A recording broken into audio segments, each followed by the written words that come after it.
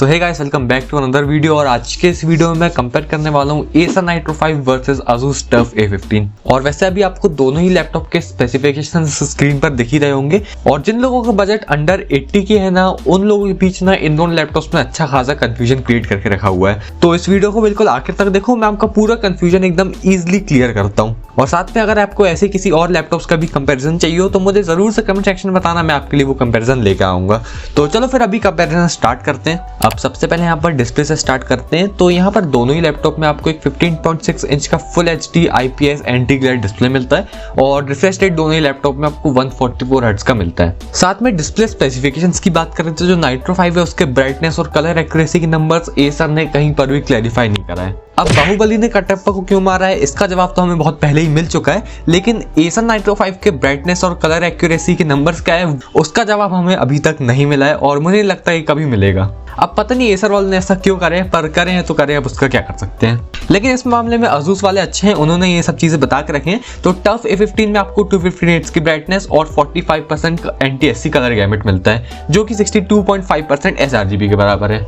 अब जो overall display quality है वो आपको Acer Nitro 5 में स्लाइटली बेटर मिलती है as compared to TUF A15। Acer Nitro 5 की ब्राइटनेस थोड़ी सी ज्यादा है और जो उसके कलर्स निकल कर आते हैं Acer Nitro 5 में वो भी Asus TUF A15 से थोड़े से बेटर है। बहुत ज्यादा डिफरेंस नहीं है, एकदम माइनर से डिफरेंस है। तो अगर उस डिफरेंस को देखते हुए बात करें तो नाइट्रो 5 की जो ब्राइटनेस लेवल है वो मुझे लग रहा है 300 निट्स की हो सकती है और जो कलर एक्यूरेसी है वो अराउंड 72% एंटी-SC की हो सकती है। तो क्योंकि यहाँ पर Acer Nitro का डिस्प्ले थोड़ा सा अच्छा है तो इसलिए ये जो डिस्प्ले वाला राउंड है इसका विनर है Acer Nitro 5। अब build quality, dimensions and weight की बात करें तो यहाँ पर नाइट्रो 5 में आपको फुल प्लास्टिक बिल्ड मिलती है, लेकिन TUF A15 में जो आपको टॉप लिड मिलती है वो एल्यूमिनियम की मिलती है और रेस्ट जो लैपटॉप की बॉडी है वो आपको फुल प्लास्टिक की मिलती है। अब जहां तक मुझे पता है कि जो TUF A15 का व्हाइट वाला कलर है केवल उसमें ही आपको एल्यूमिनियम की टॉप लिड मिलती है और जो ब्लैक वाला कलर है उसमें मे बी आपको प्लास्टिक की टॉप लिड मिलती है। अब इस चीज के बारे में 100% श्योर नहीं हूँ, अगर आप में से किसी को इसका आंसर पता होगा तो जरूर से वो कमेंट सेक्शन बताना। साथ में आपको गुड क्वालिटी का प्लास्टिक मिलता है नाइट्रो 5 में ऑन टॉप लिड एंड वही सेम क्वालिटी का प्लास्टिक आपको लैपटॉप के इंटीरियर पे भी मिलता है। इंटीरियर यानी कि लैपटॉप की कीबोर्ड के आसपास वाला एरिया।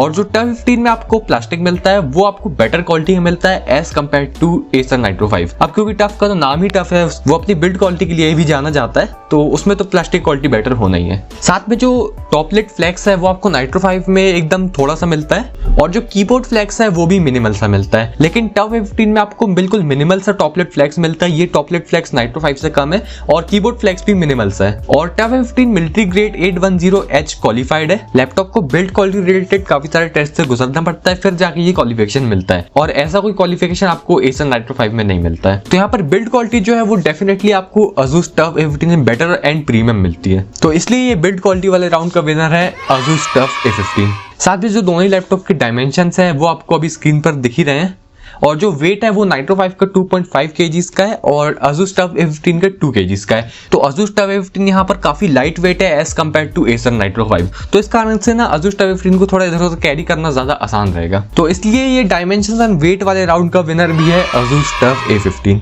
अब परफॉर्मेंस की बात करें तो यहाँ पर Acer Nitro 5 में आपको मिलता है i5-12500H CPU। ये 12 कोर्स प्लस 16 थ्रेड्स वाला CPU है और इसमें 4 परफॉर्मेंस कोर्स है और 8 एफिशिएंट कोर्स है। और वहीं TUF A15 में आपको मिलता है i5-12450H वाला CPU। इसमें 8 कोर्स प्लस 12 थ्रेड्स है जिसमें कि 4 परफॉर्मेंस कोर्स और 4 एफिशिएंट कोर्स है। अब अगर आप इन दोनों CPU को कंपेयर करो तो इन दोनों CPU में कुछ खास डिफरेंस नहीं है, बिल्कुल 19-20 का डिफरेंस है। तो इसलिए दोनों ही लैपटॉप के CPU परफॉर्मेंस में भी ऐसा कुछ खास डिफरेंस नहीं है। बस ये बात है कि जो Acer Nitro 5 है वो CPU परफॉर्मेंस बस थोड़ा सा अच्छा है as compared to TUF A15। बाकी एज सच CPU परफॉर्मेंस में कुछ खास डिफरेंस नहीं है।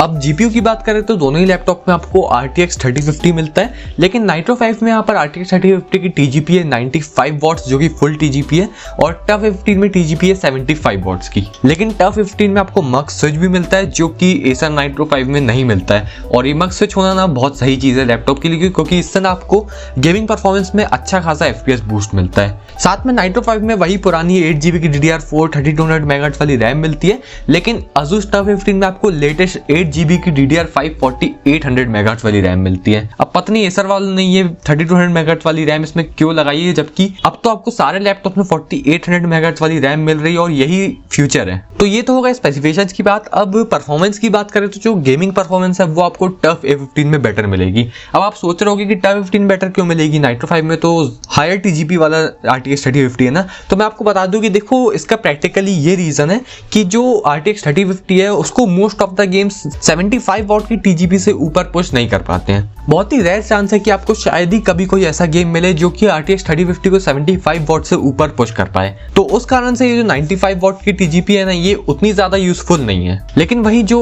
टफ A15 है उसमें आपको भले ही 75 वॉट की TGP मिलती है, लेकिन उसके साथ यहाँ पर ये जो मग स्विच और 4800 मेगाहर्ट्ज की रैम का कॉम्बिनेशन है ना, ये ज्यादा बेटर कॉम्बिनेशन और ज्यादा फ्यूचर प्रूफ कॉम्बिनेशन है। और इसी कॉम्बिनेशन की वजह से अगर आप दोनों ही लैपटॉप के गेमिंग के टाइम पर FPS कंपेयर करोगे ना, तो टफ A15 में आपको ऑलमोस्ट डबल FPS मिलेंगे एज कम्पेयर टू नाइट्रो 5। और हाँ, ये जो FPS कंपैरिजन की बात कर रहा हूँ, ये मैं दोनों ही लैपटॉप के 8GB रैम वाले वेरिएंट की बात कर रहा हूँ। अगर आप यही FPS कंपैरिजन दोनों ही लैपटॉप के 16GB रैम वाले वेरिएंट्स में करोगे ना, तो ये परफॉर्मेंस डिफरेंस उतना ज्यादा तो नहीं रहेगा, लेकिन हाँ फिर भी टफ A15 में आपको FPS ज्यादा ही मिलेंगे। तो ओवरऑल जो गेमिंग परफॉर्मेंस है ना, वो आपको टफ A15 में काफी बेटर मिलेगी। तो इसलिए इस परफॉर्मेंस वाले राउंड का विनर है ASUS TUF A15।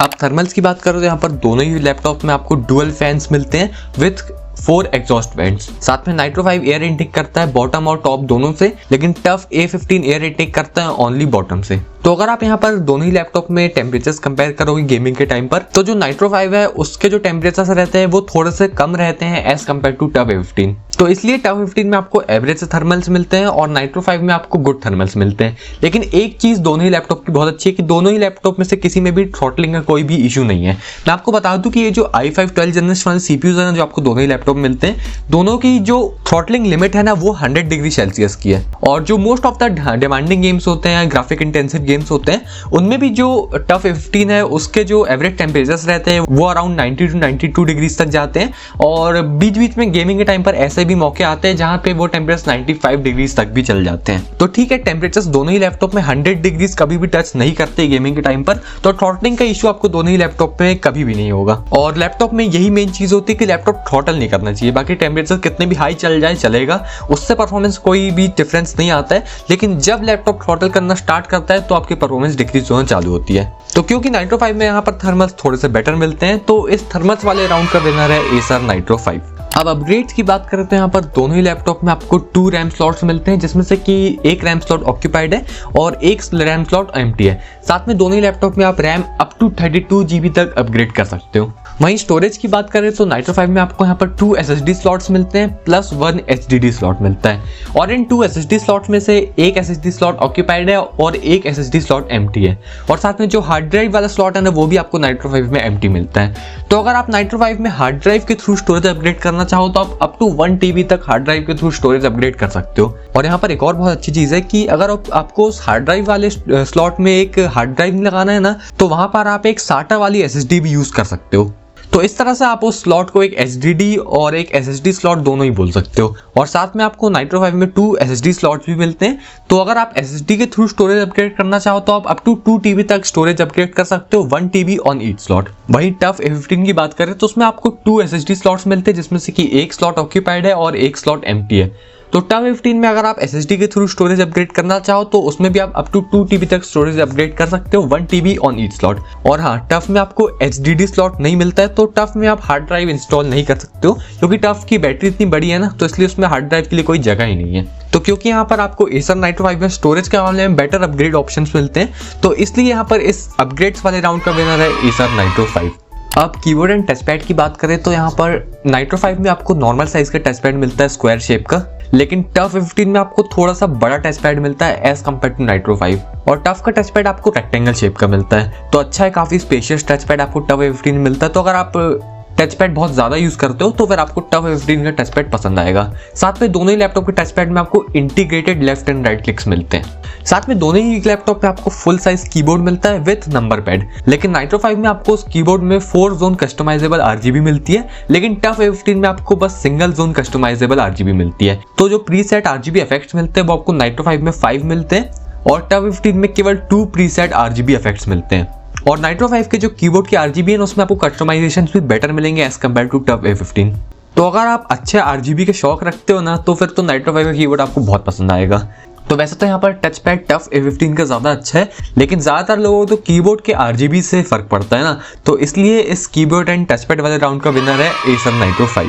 अब कनेक्टिविटी एंड पोर्ट्स की बात करें तो यहाँ पर दोनों ही लैपटॉप में आपको Wi-Fi 6 का सपोर्ट मिलता है, लेकिन नाइट्रो 5 में ब्लूटूथ 5.2 है और टफ A15 में ब्लूटूथ 5.1। साथ में नाइट्रो 5 में आपको 1 USB पोर्ट मिलता है साथ में नाइट्रो 5 में आपको एक USB 3.2 पोर्ट मिलता है Gen 1 वाला और 2 USB 3.2 Gen 2 वाले पोर्ट्स मिलते हैं और इन दोनों पोर्ट में से एक port power of charging support करता है, तो आप लैपटॉप को शट डाउन करके भी अपने बाकी डिवाइसेस जैसे कि फोन, ईयरफोन्स, इन सब चीजों को चार्ज कर सकते हो अपने लैपटॉप से। साथ में एक Type-C पोर्ट है थंडरबोल्ट 4 के सपोर्ट के साथ और एक HDMI 2.1 वाला पोर्ट भी मिलता है, एक RJ45 लैन पोर्ट मिलता है और एक 3.5mm ऑडियो जैक का कॉम्बो मिलता है। साथ में टफ में आ जाए तो इसमें आपको ओनली 2 USB पोर्ट मिलते हैं 3.2 जनरेशन 1 वाले और इसके जो पोर्ट्स है वो पावर ऑफ चार्जिंग को सपोर्ट नहीं करते हैं। तो नाइट्रो के कंपैरिजन में आपको एक USB पोर्ट यहाँ पर टफ में कम मिलता है, लेकिन टफ A15 में आपको यहाँ पर 2 Type-C पोर्ट्स मिलते हैं और उन दोनों में से एक पोर्ट आपको थंडरबोल्ट 4 के सपोर्ट के साथ मिलता है और जो दूसरा पोर्ट है उससे आप पावर डिलीवरी दे सकते हो और डेटा ट्रांसफर भी कर सकते हो और इवन डिस्प्ले आउट भी ले सकते हो। साथ में टफ में आपको एक HDMI 2.0 वाला पोर्ट भी मिलता है, तो टफ से आप इन टोटल 3 डिस्प्ले आउटपुट्स निकाल सकते हो।